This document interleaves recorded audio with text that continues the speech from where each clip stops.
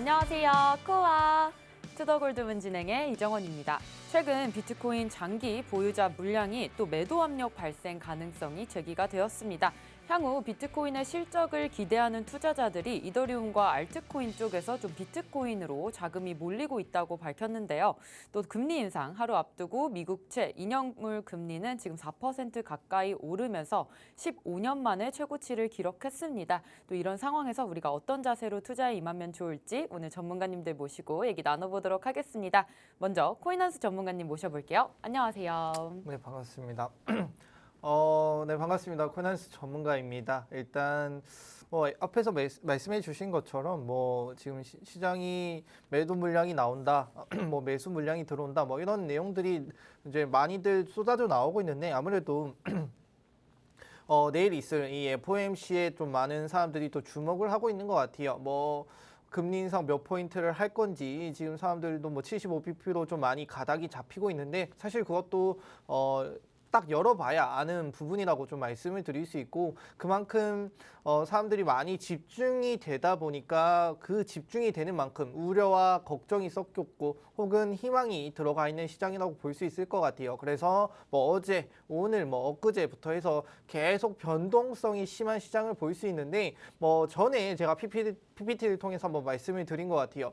차라리 그 전날 FOMC 전날 시장이 전체적으로 하락을 한다라면은 그 이후에는 플러스가 되었다라는 걸 제가 2부 강의를 통해서 한번 말씀드린 적이 있을 것 같아요. 그래서 어제, 오늘 이렇게 떨어진다라는 것 자체가 저는 개인적으로 내일은 상승을 하겠구나라는 부분으로 저는 목표를 잡고 가고 있기 때문에 그렇게 생각하시면 여러분들 투자하는 데 도움이 될 것이다 또 말씀을 드리도록 하겠습니다.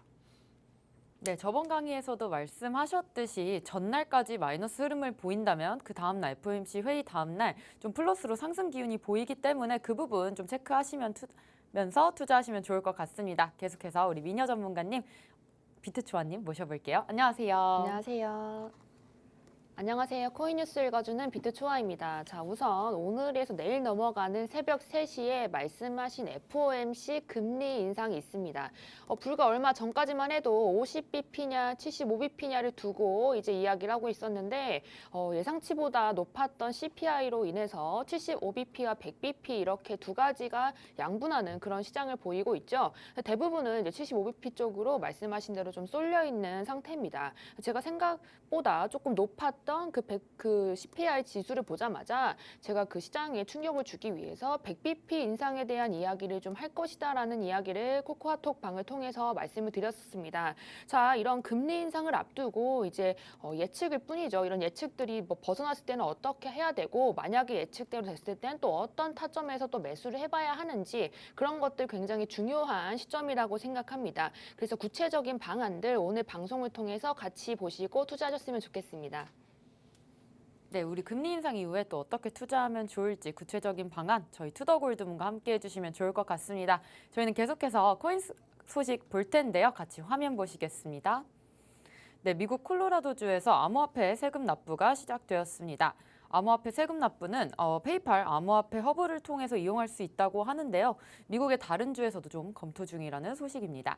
네, 다음으로 오펙 플러스 8월 산유량 목표의 1일 358만 배럴 미달이 되었다고 합니다. 사상 최대폭을 기록을 했는데요.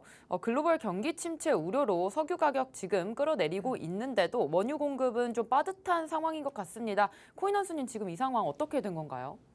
원유 공급이야 사실 여러 가지 이슈가 있죠. 러시아 문제도 있고요. 그다음에 나이지리아나 앙골라에서도 전통 이게 집중적인 산유국인데 여기서 만성적인 투자 부족과 관련해서 그래서 원래 뽑아내야 하는 수치만큼 뽑아내지 못하는 내용이 나오고 있어요. 그리고 여기에 더해서 이제 미국이 추가 금리 인상과 경제 성장, 연료 수요가 억제될 가능성 때문에 원유 가격 자체가 지금 조금 계속 내림세로 가고 있는데 사실 원래대로라면은 그냥 원래 뽑아내는 것보다 덜 뽑아냈기 때문에 가격이 올라가야 되는 부분인데 그거 반대로 사람들이 뽑아낸다고 해서 이게 가격이 무조건 상승하는 하락하는 게 아니고 뭐 덜 뽑아낸다 해서 상승하는 거 아닌 것처럼 말 그대로 수요 측면에서 얼마나 이걸 원하느냐에 따라서 다른 건데 지금 아무래도 수요가 많이 낮아졌기 때문에 가격도 떨어지고 있고 그리고 뭐 이런 공급망 문제가 생기더라도 사람들이 원하지 않으니까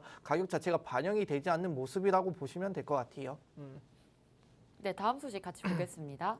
네, 마이크로 스트래티지 비트코인이 600만 달러 신규 매입이 가능하다고 합니다. 또 주식 발행을 통해서 추가 매입 가능성이 좀 제기가 되고 있는데 지금 평균 매입 단가 3만 600달러 정도라고 합니다. 마이크로 스트래티지 지금 많이 적자를 보고 있는데 다시금 매입하는 모습입니다. 지금 장기적으로 좀 투자를 계속 하려고 하는 모습인데 뭐 좋은 모습인 것 같습니다. 한수님.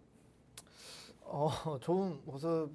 이겠죠. 사실 뭐 마이크로 스트래티지 같은 경우는 꾸준히 계속 모으고 있는데 뭐 추종하는 만큼 계속 모아야 되는데 사실 이게 조금 좀 걱정인 부분도 있어요. 뭐 저가 매수의 기회다라고 하는데 지금 암호화폐가 어떻게 보면 이 마이크로 스트래티지에게 또 휘둘릴 수 있는 또 그런 뭐 권력을 제공하는 것이 아닌가라고 말씀을 드릴 수 있는데 그 이유가 무엇이냐면 일단 사람들이 뭐 마이크 스테이지가 이걸 판다 이런 것만으로도 또 이런 비트코인의 암호화폐의 가격 자체가 휘청거릴 수 있거든요. 그만큼 이 주도권을 가져가는 모습이다라고 좀 생각을 하고 있고 지금 이제 스트래티지가 가지고 있는 비트코인은 약 13만 개 정도 된다라고 해요. 평단가는 한 3만 700달러인데 꾸준히 마이크 스트래티지는 조금 매집할 것처럼 보이고 있습니다. 이달 초에 SEC와의 최대 5억 달러 주식을 매각할 것이다라는 수익금을 매각할 것이고 그 수익금을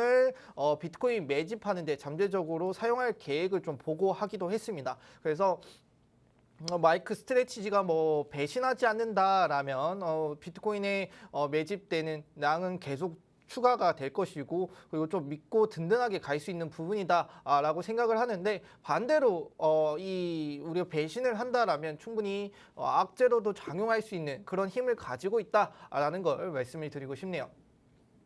네, 마지막 소식 같이 보겠습니다. 네, 미국 국채 수익률 상승세가 지속되고 있습니다. 2년물 4% 돌파를 목전에 두고 있습니다.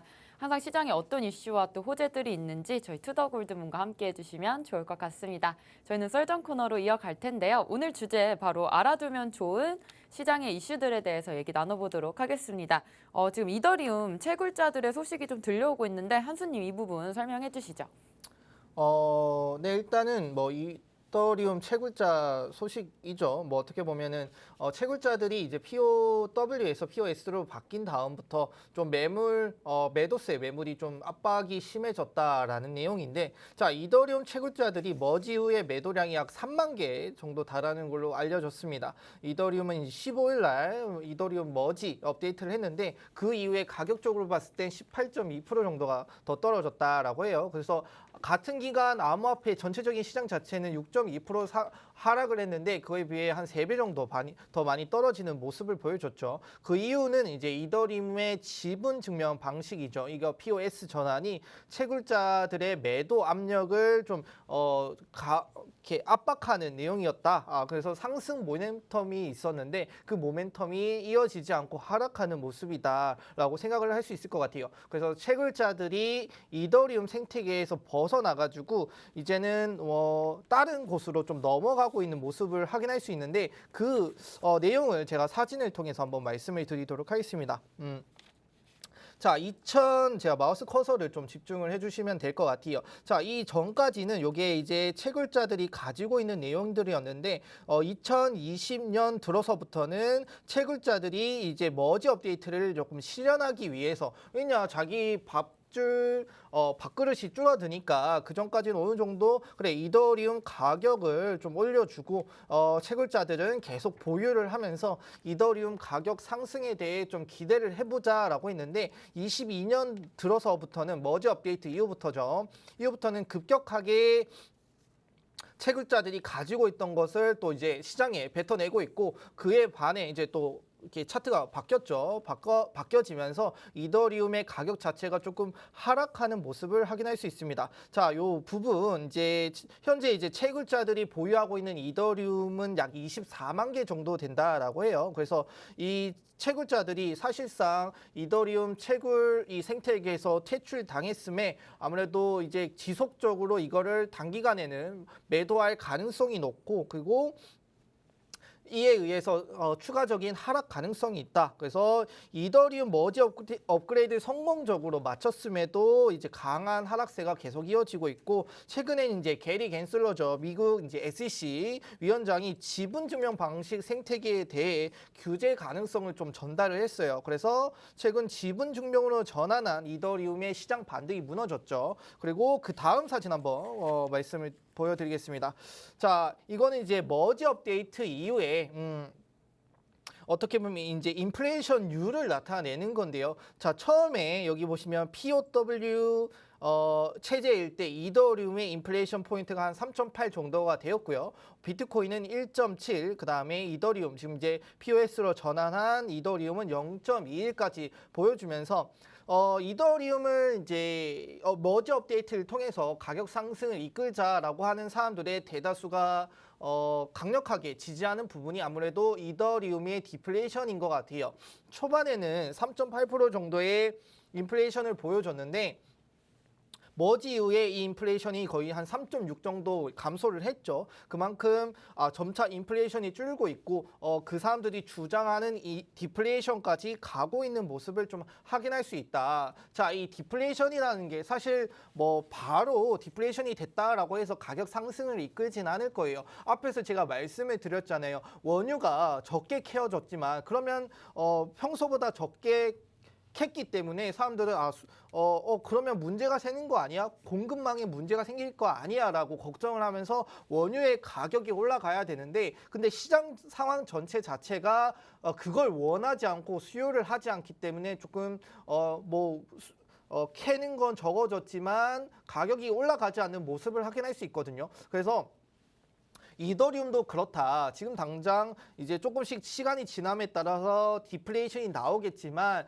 시장이 받쳐주지 않으면 그 가격 자체가 빛을 발할 수가 없다. 그래서 나중에 조금 시간이 지나서 이 디플레이션이 진행이 되고 사람들이 어느 정도 이 이더리움을 원할 때 그때 가격이 천정부치도 어마어마한 상승을 보여줄 것이다 라고 좀 말씀을 드리고 싶습니다. 네, 이더리움 머지 업데이트 이후에 좀 매물 압박 때문에 하락하는 모습 보여지고 있습니다. 채굴자들이 가지고 있는 것을 지금 시장에 좀 매도하는 쪽으로 포지션을 바꾼 것 같은데요. 지금 단기간에는 매도할 가능성이 있고 또 추가 하락의 가능성이 보입니다. 또 게리 겐슬러가 POS 방식에 좀 제재를 가하려는 모습도 보이고 있으니까요. 이 부분 좀 체크해 보시면 좋을 것 같은데요. 계속해서 우리 FOMC 회의 내일 금리 인상 결과 나올 건데요. 비트코인 차트 좀 봐주시죠, 초아님. 네, 우선 내일 새벽 3시죠. 오늘에서 내일 넘어가는 새벽 3시인데 그래서 차트랑 같이 이제 거시적인 경제를 같이 보셔야 할 것 같아요. 그래서 같이 좀 확인을 해보겠습니다. 우선은 지금 저희 코코아톡방에 계신 분들이 제가 주말에 잠시 오를 거라는 이야기를 했었어요. 그렇죠? 그래서 여기에 이렇게 초록불이 들어왔는데 왜 매수를 안 하나요? 이런 질문을 많이 하셨습니다. 그래서 차트적으로 같이 좀 풀어가 보실 건데요. 우선 비트코인이 현재 가장 중요한 부분 지지선이 바로 이 여기에요. 18.4K 부근인데 중요한 건 이게 한번 강하게 깨졌었다는 겁니다. 그래서 18.2까지 지금 내려왔었던 구간이 있었고요. 그리고 나서 지금 잠시 맞고 튕겨져 올라갔던 부분이 18.9까지 그리고 올라갔었어요. 그리고 19.2까지도 가고. 그래서 이 지지선들이 어쨌든 위에로는 중요한 게 아니에요. 위로는 중요한 게 아니고 이 18.4를 얼마나 잘 지켜주느냐를 좀 같이 보셔야 되는데 그나마 있었던 지지선이 지금 없어진 겁니다. 18.4에서 깨진 다음에 18.2까지 강하게 내려왔어서 이 지지선이 더 이상 역할을 못한다는 것을 좀 의미를 하는 거죠. 근데 지금 좀 크게 보시면 여기 보시면 이 되돌림의 하락이 굉장히 강하게 나오는 장이었어요. 그렇죠, 여러분? 근데 이때는 이제 방금 말씀하셨던 채굴자들이 매수를 해주셨습니다. 그래서 여기 모두 다 지켰던 것들이 채굴자들이었고 채굴자들의 매수로 인해서 여기서는 지켜졌지만 지금 여기서는 지금 매도 압력이 오히려 있거든요. 그래서 이 바닥 지지선을 지켜줄 사람이 없는 겁니다. 그래서 18.4를 깼지만 이 지지가 없기 때문에 전 저점까지도 지금 갭이 그냥 열려있는 상태라고 보시면 됩니다.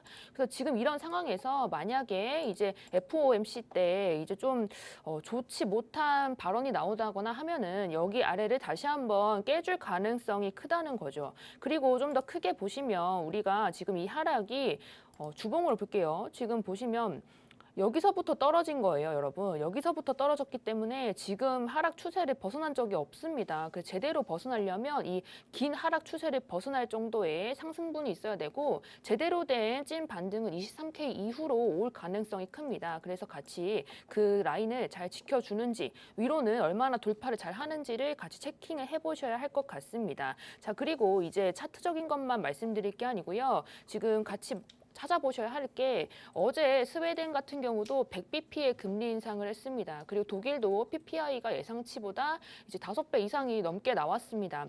제가 미국 CPI 발표 날에 TV 방송에서 여기 출연해서 제가 폭락에 대한 이야기를 좀 드렸거든요. 그래서 실제로 좀 그날은 강력한 좀 하락분이 나왔었습니다. 그렇죠? 근데 제가 여기서 주목해야 할 거는 미국의 코어 인플레이션입니다. 코어 인플레이션은 지금 그런 원자재나 이제 지금 문제 있는 식량 같은 것들을 제외한 지금 미국 실생활에 관련된 것들인데 지금 코어 인플레이션율이 예상치보다 굉장히 높게 나왔어요. 거의 2배 이상 나왔거든요.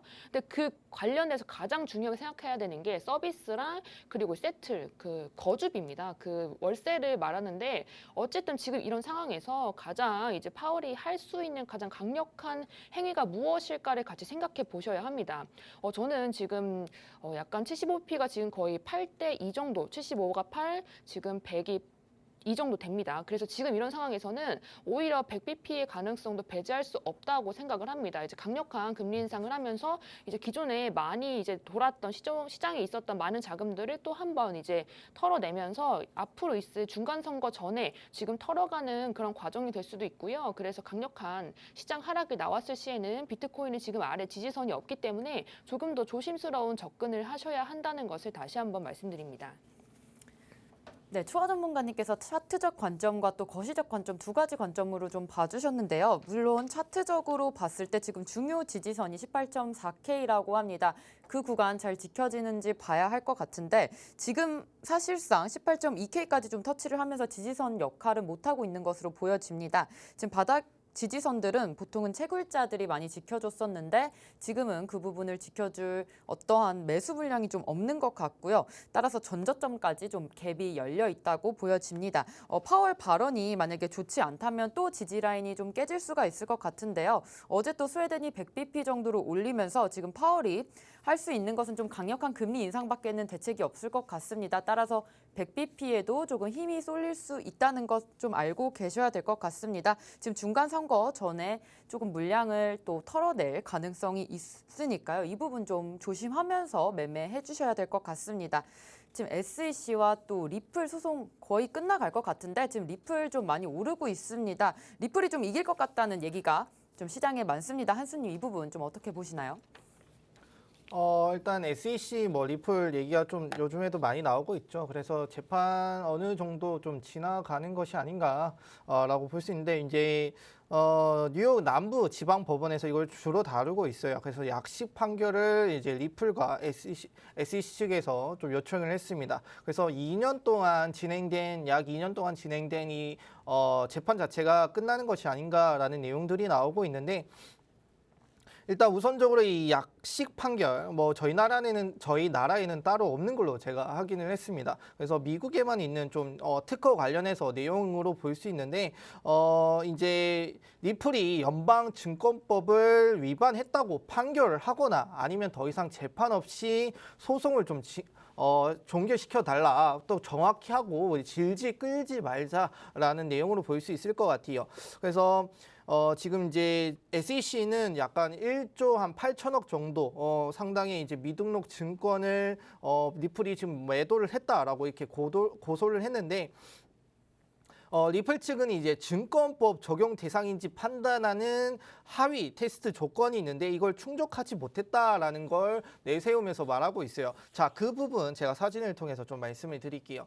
자, 이 부분입니다. 자, 대법원 판례인에 여러 가지 이제 아래 4가지 조건을 모두 만족하면 투자 계약이 되어 증권법 규제 대상이 된다라고 이렇게 나와 있습니다. 그래서 뭐 돈의 투자, 그다음에 공동의 사업의 투자 이익의 기대, 타인의 노력에 인한 이익이라고 볼 수 있는데 뭐 전형적으로 많은 사람들이 그럴 것 같아요. 저희가 돈을 투자를 해가지고 토큰 프로젝트에 또 투자를 하고 그리고 토큰 가격 상승을 또 기대를 하죠. 그리고 가격 상승은 ICO 팀의 노력의 상당 부분 의지하게 된다라는 뜻인데 언뜻 보면 사실 좀 많은 분들이 모든 코인이 그러면 해당되는 것이 아닌가라고 생각을 할 수 있어요. 근데 리플 측이 주장하는 거는 아무래도 3번인 것 같습니다. 투자 이익의 기대다. 자, 이 투자 이익의 기대라고 하는 거는 모든 투자를 하는 사람들이 개인적인 투자를 하는 사람들이 저 가격이 좋고 저 코인이 좋기 때문에 이 가격이 상승할 것이다 라고 기대를 하는 건 맞습니다. 근데 여기서 말하는 건 뭐냐면은 리플 자체적으로 너희들이 홍보를 통해서 혹은 뭐 어떤 판매를 통해서 사람들한테 이 리플을 사면 가격이 올라갈 것이다. 아니면 뭐 추후에 어느 정도 가격이 갈 것이기 때문에 너희들 뭐 이걸 매수하라. 이런 내용들이 있었냐 없었냐를 판단을 해야 되는데 리플 측 자체는 이런 내용들이 없다. 우리는 사람들이 내가 업비트에 여러분들 업비트에 들어와 있는 리플들이 대다수가 리플이 가지고 있는지 아니면 개인이 가지고 있는지 혹은 누군가 가지고 있는지 정확하게 알 수가 없거든요.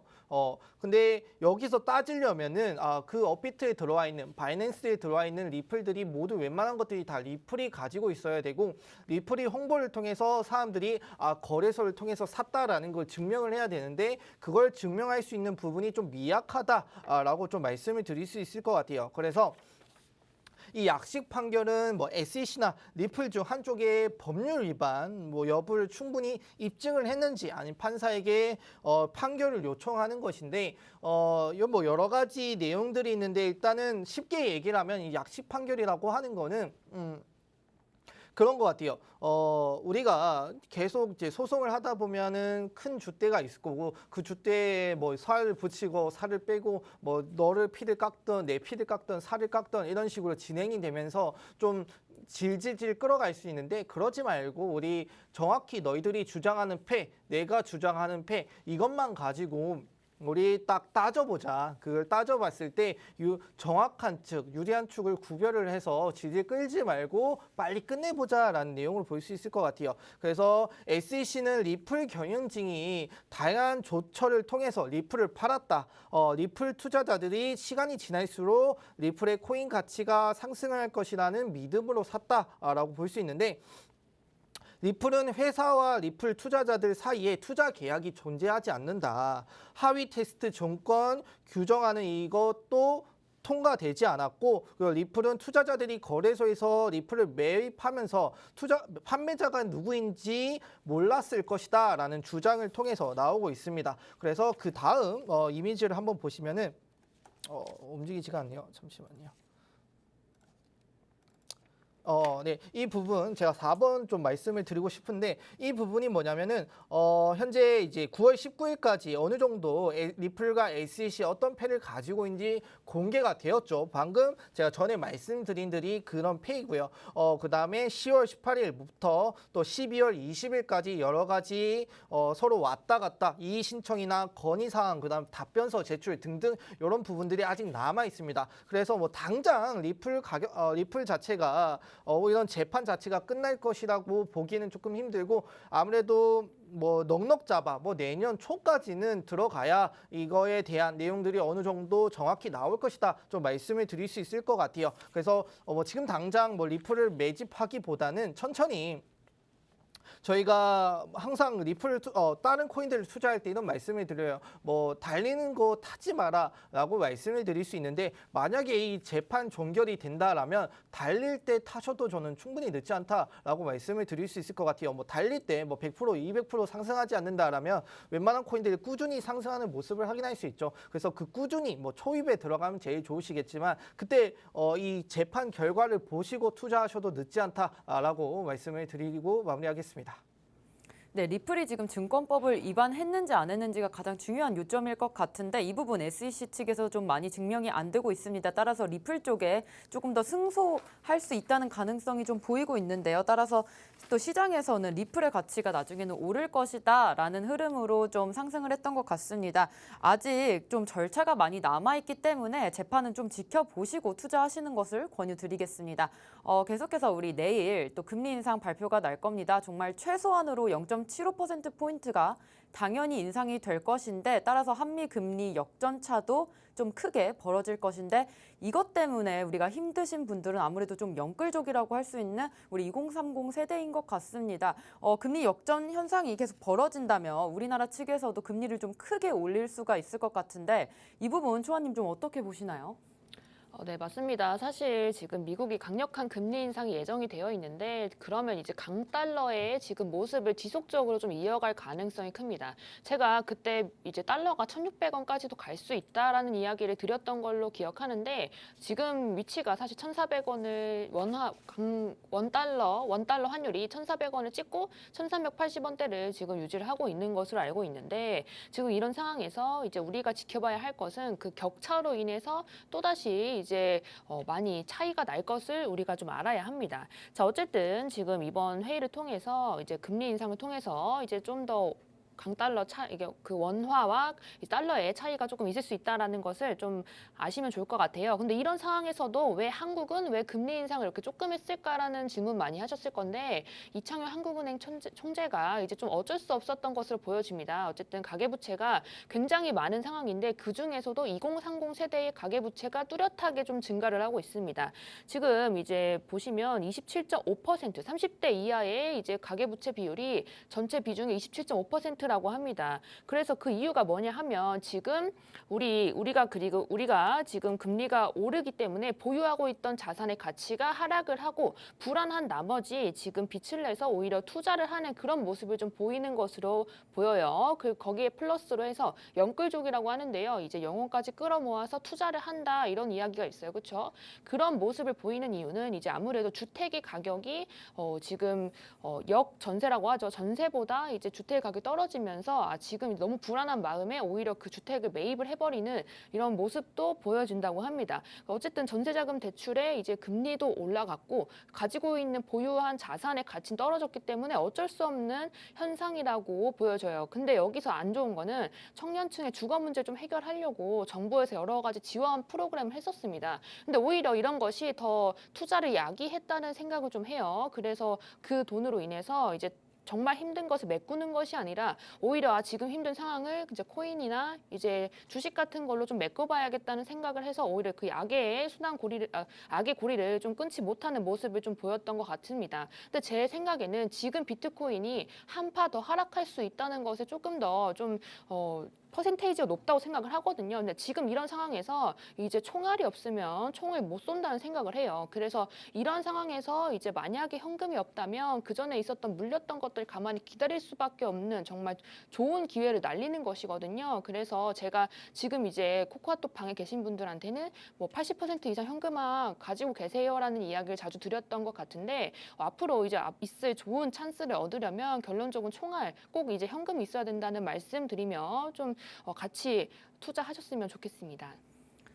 네, 지금 영끌족들이 좀 상황이 안 좋아지니까 이런 비트코인이나 주식 쪽으로 좀 투자가 몰리고 있는 것 같은데요. 결국에는 한파동 더 빠질 수 있으니까 이때 빠졌을 때 좀 매수를 할 수 있는 좋은 기회를 놓치지 않았으면 좋겠다고 말씀하셨습니다.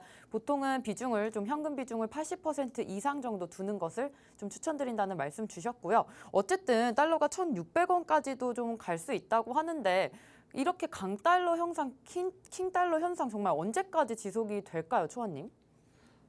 네, 사실 많은 투자자분들께서 지금 굉장히 달러가 강세이긴 하지만 이제 달러의 그런 고리를 끊을 때가 됐다는 이야기를 많이 했습니다. 특히나 우리 짐 로저스죠. 이제 되게 굉장히 유명한 이제 투자자분께서도 인터뷰를 통해서 달러의 강세는 사실이지만 이제 안전자산으로서 그런 모습을 보이지만 어쨌든 끝나가고 있다라는 이야기를 했고 유명 저자이신 분들도 다 비슷한 이야기를 하며 이제 대체제를 좀 보고 있다는 이야기를 했습니다.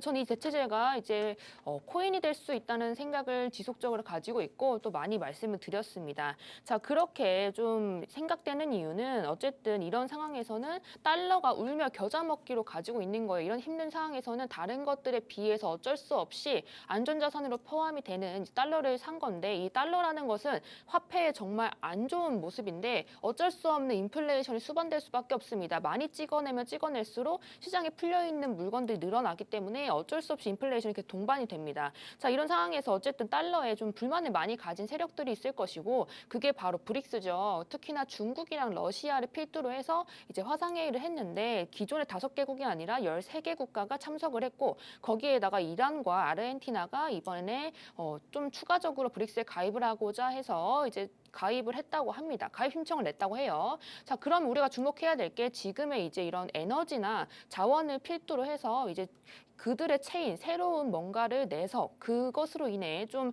수급이 돌고 그것으로 인해 좀 결제가 될 수 있다는 것을 조금 생각하셨으면 좋겠습니다. 자, 어쨌든 이제 미국과 브릭스의 이런 모습들을 좀 잘 관찰을 하시면 어디 쪽에 돈이 몰리고 지금 어떤 코인에 조금 돈이 더 도는지 이런 것들을 좀 보실 수 있을 것 같아요. 그래서 앞으로 어쨌든 코인 투자를 하신다는 건 지금 앞에 있는 9월 달에 단기간적으로 보면은 어쩔 수 없는 이런 악재들이 있지만 어쨌든 장기적으로 보면 지금의 문제를 해결할 수 있는 방법은 오히려 탈중앙화가 될 수 있는 이제 그런 세력들에 의해서 조금 상승이 올 수 있다라는 것들을 좀 가지시면서 장기적으로는 희망을 가지셨으면 좋겠습니다.